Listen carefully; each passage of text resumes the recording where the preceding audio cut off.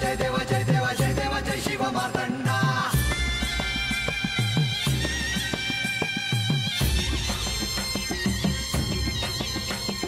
जय देव जय देव जय देव जय देव जय देव जय शिव मार्तंडा.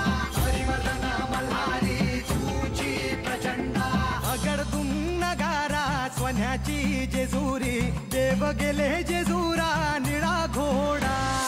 अगडतून नगारा सोन्याची जेजुरी देव गेले जेजुरा निळा घोडा. पाऊ में तोडा कमरी कर पटा मिहिर मस्तकी तुरा. खोबऱ्याचा कुटका भंडाऱ्याचा भडका बोल हंकारा सदानंदाचा येळको. सदानंदाचा येळको. जय देव जय देव जय देव जय देव जय देव जय शिव मार्तंडा. जय देव जय देव जय देव जय देव जय देव जय शिव मार्तंडा. हरिवर्धन मल्हारी तुझी प्रचंडा. जय देव जय देव जय देव जय देव जय देव जय शिव मार्तंडा. हरिवर्धन मल्हारी तुझी प्रचंडा.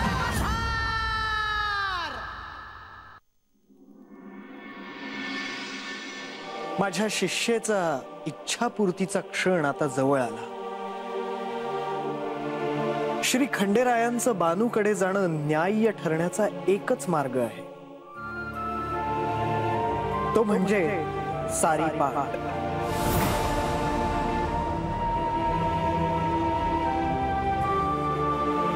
देवा, सारीपाटाचा डाव मांडण्याची वेळ जवळ आली आहे.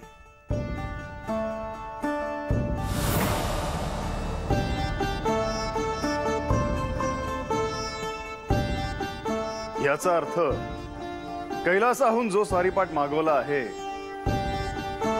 त्याचा खऱ्या अर्थाने उपयोग होईल. पण प्रधानजी, हे सर्व घडणार कसे?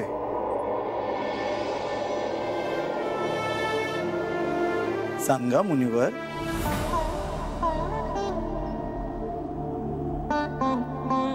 प्रभू, आपणच सांगितले तर. मुनिवर, तुम्ही सांगा. देवा, माझे ज्ञान असे सांगते की असे कोणतेही कारण नाही ज्या योगे आपण जेजुरी सोडून, खर तर म्हाळसा देवींना सोडून बानूकडे जाऊ शकाल. आपले जेजुरीतून जाणे हे नीतिशास्त्रात आणि न्यायशास्त्रात चपखल बसायला हवे. यावेळी आपण कैलासात पार्वती देवींबरोबर खेळायचा तो आपल्याला प्रिय असणारा सारीपाट इथे निर्णायक ठरणार आहे. आता सारीपाटाचा एक असा भव्य डाव मांडला जाईल ज्यात आपण आणि म्हाळसा देवींनी पण लावायचा. हा पण असा असायला हवा जो आपण हरलात किंवा जिंकलात तरीही आपणाला बानूकडे जाता येईल.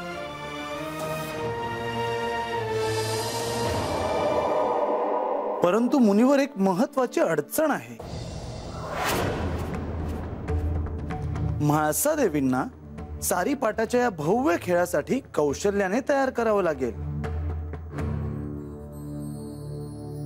त्यांचा होकार मिळवावा लागेल. प्रभू, आपण ते सहज साध्य करू शकाल. ते आपण नंतर ठरवूयात.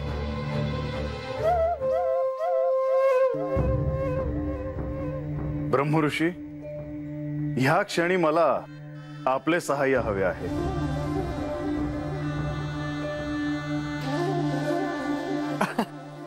देवा, आपण जगदीश्वर आहात. आपण ठरवले तर आपणाला काय अशक्य आहे?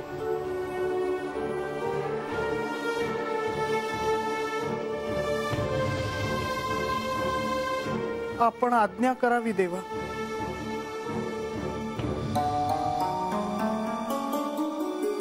मुनिवर, आपण तात्काळ बानूकडे जाऊन तिला आश्वस्त करा की सर्व काही संपले नाही. ही एक परीक्षा आहे. आणि तिला या दिव्यातून जावं लागेल. नारायण नारायण.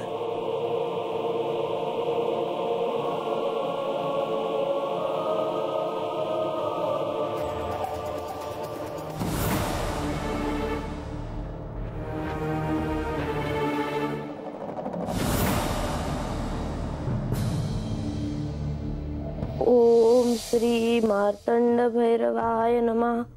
ओम श्री मार्तंड भैरवाय नमः. ओम नारायण नारायण. बानू,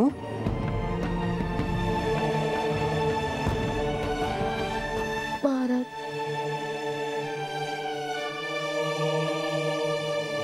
महाराज, तुझी हाक श्री खंडेरायांपर्यंत पोहोचली आहे. बानू, श्री खंडेरायांना प्राप्त करून घेण्यासाठी ज्या कठीण परिस्थितीतून तुला जावे लागत आहे ते मला स्पष्ट जाणवत आहे. परंतु बानू, तू माझी शिष्य आहेस आणि म्हणूनच मी तुला आश्वस्त करण्यासाठी आलो आहे. बानू, तुझ्या कठीण परीक्षेचा काळ आता लवकरात लवकर संपणार आहे. म्हणजे मी नाही समजले महाराज. श्री खंडेराय स्वतः लवकरात लवकर या वस्तीवर तुला भेटायला येणार आहेत. या जाचातून तुला मुक्त करण्यासाठी येणार आहेत.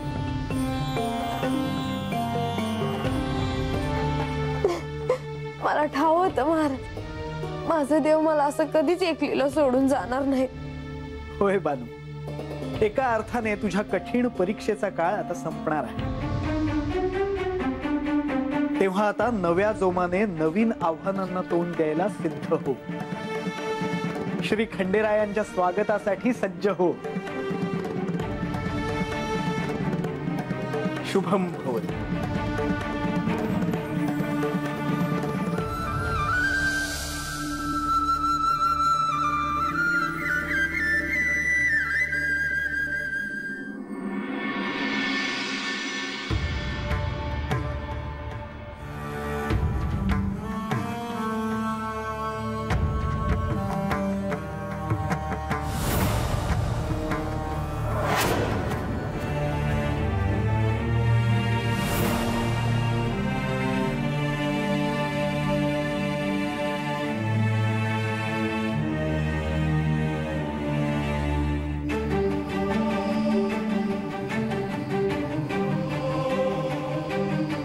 घ्या.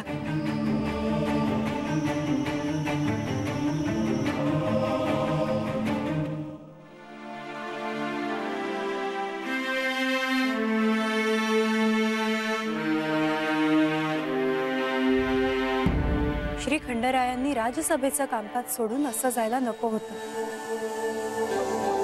त्यांच्या दृष्टीने ते कितीही योग्य असलं तरी त्याचा चुकीचा अर्थ काढला जाईल.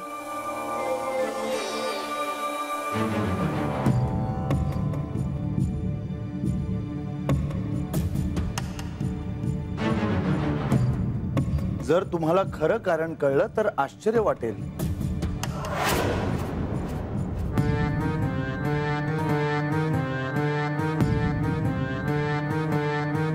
मग सांगा हवं तर. श्री खंडेराय आणि बाणाईची जेव्हा भेट झाली तेव्हा अजामेळच्या लक्षात आलं की बाणाई घरात नव्हती. आता त्यांनी बाणाईला घरात कोंडून ठेवलं आहे. मुलीवर जीव असणाऱ्या बापाचा आता संताप झाला आहे. बाणाईसाठी खऱ्या अर्थाने सर्व दरवाजे बंद झाले आहेत. तिची आर्त प्रार्थना ऐकून श्री खंडेराय अस्वस्थ झाले आणि राज्यसभेतील कामकाज सोडून बाहेर पडले.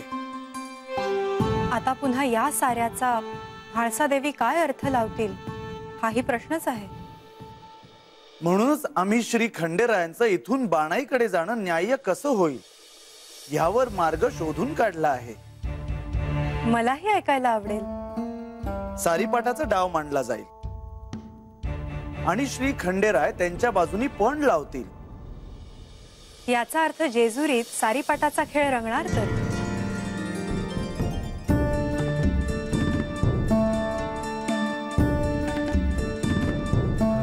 नारायण नारायण.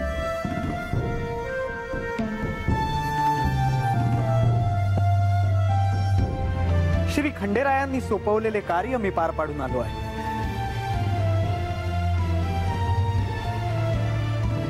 बानूला धीर न सोडता संयम कसा ठेवायचा हे मी सांगून आलो आहे.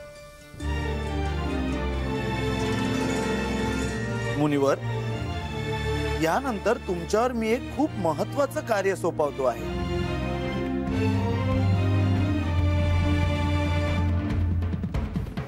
काय प्रभू? तुम्हाला म्हाळसा देवींना सारीपाटाच्या खेळासाठी तयार करायचं आहे.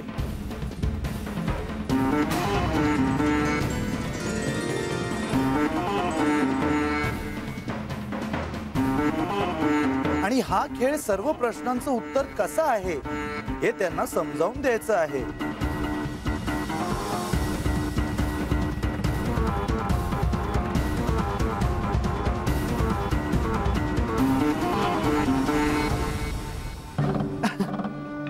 आपली आज्ञा शिरसावंद्य प्रभू. दुसरा कोणताच पर्याय नाही का?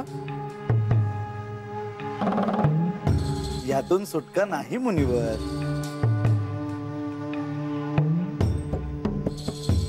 देवी, आता आपण तरी मला सहाय्य करा. तुम्ही मुनिवरांवर हे कार्य सोपवण्याऐवजी स्वतःच म्हाळसा देवींना का नाही सांगत? देवी, त्याचं काय आहे? म्हाळसा देवींचा सर्वात जास्त विश्वास नारद मुनींवर आहे. मुनिवरांनी सांगितले की कार्य झालंच म्हणून समजा.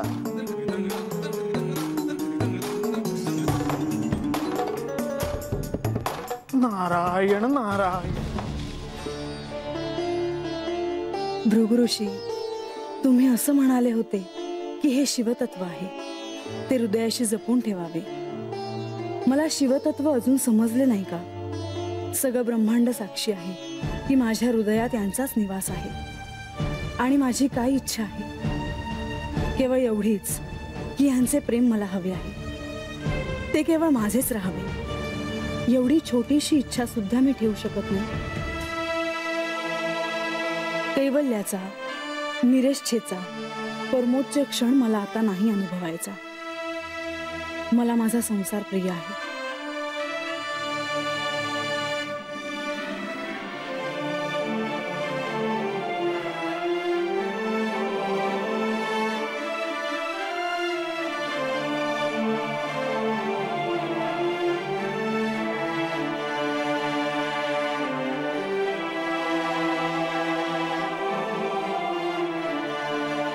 नारायण नारायण.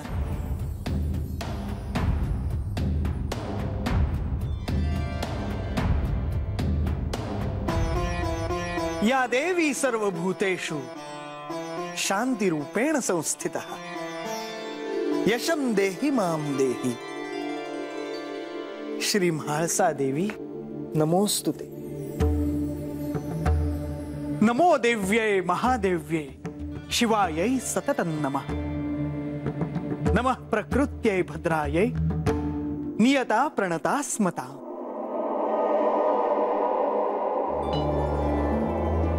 मुनिवर, तुम्ही माझी स्तुती करता आहात आणि शांततेची प्रतिष्ठापना मागता आहात. मी कोण हे देणारी? देवी, आपण ठरवले तर सर्व काही शक्य आहे. नाही मुनिवर, मला नाही असं वाटत. यशम देही माम देही असं तुम्ही म्हणाला.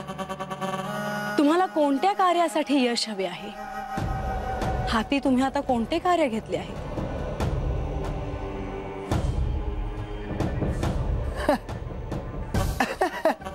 अद्याप तरी कोणतेही नाही, पण एक महत्वाचे कार्य आहे. जेजुरीत आलोच आहे, म्हटलं आपणाला भेटून जावं. बरं झालं आलात. आसन ग्रहण करावे. धन्यवाद देवी. देवी, क्षमा असावी, पण आपल्या चेहऱ्यावर चिंता दिसत आहे.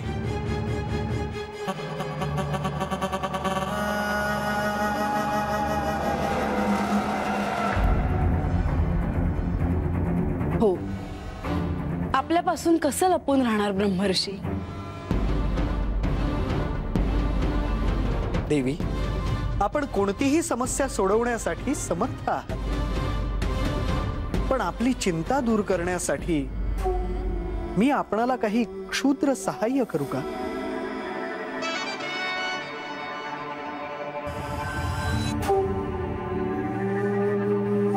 नाही, त्याची काही आवश्यकता नाही. याचा अर्थ देवी, आपला माझ्यावर विश्वास नाही? तसे नव्हे. यांना सांगावं का मनात काय काय आहे ते?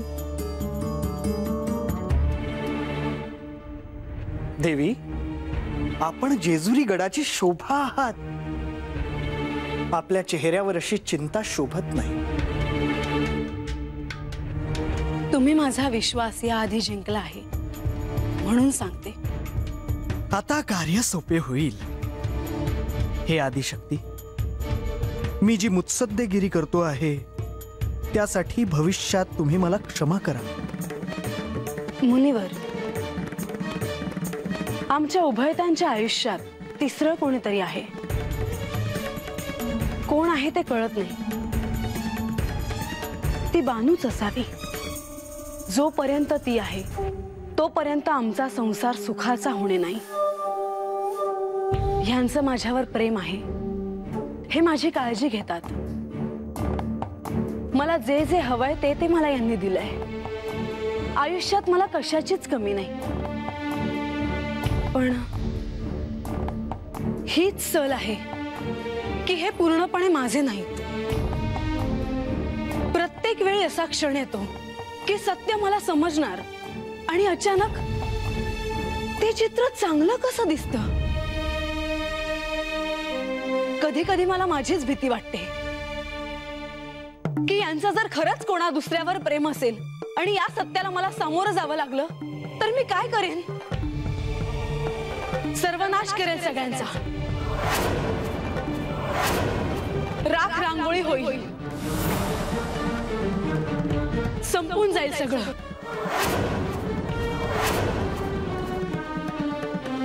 देवी, देवी, शांत व्हा. देवी, शांत व्हा.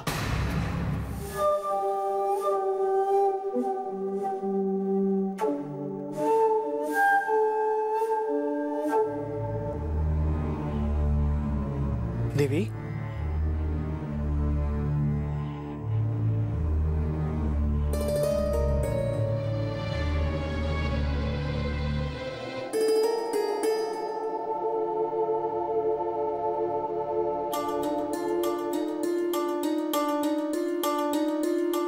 देवी,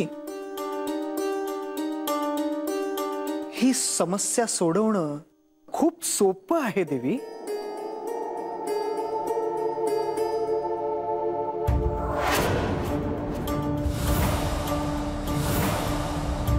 काय?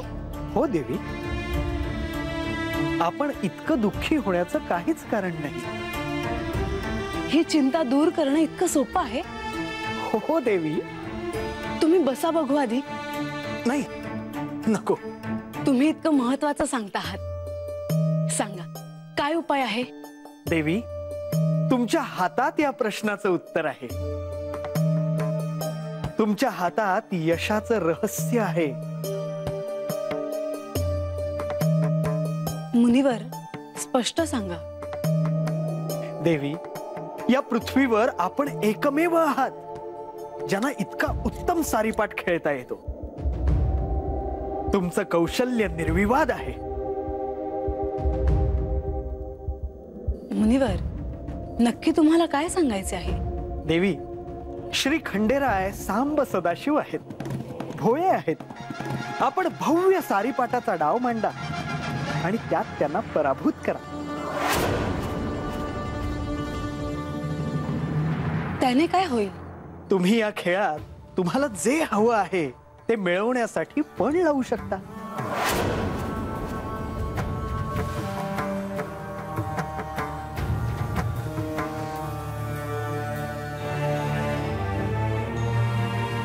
श्री खंडेरायांना तुम्ही तुमच्या वचनात बांधून ठेवू शकता. तुमच्या इच्छेबाहेर ते जायचे नाही.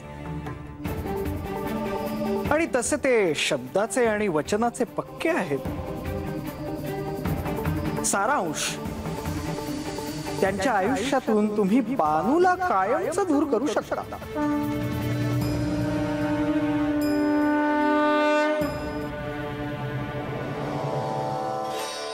मुनिवर, काय सांगता आहात? मी आता काय बोलू? तुम्ही किती सोपं करून सांगितलं. खरंच तुम्ही माझे हितचिंतक आहात. देवी, आज पुन्हा तुम्ही माझा विश्वास जिंकला आहे. देवी, आता आज्ञा असावी. एके ठिकाणी फार काळ न थांबण्याचा माझा नियम आहे. हो, पण आपल्याला पुन्हा बोलावं लागेल. त्यासाठी मी पुन्हा येईन. आज्ञा असावी. नारायण नारायण.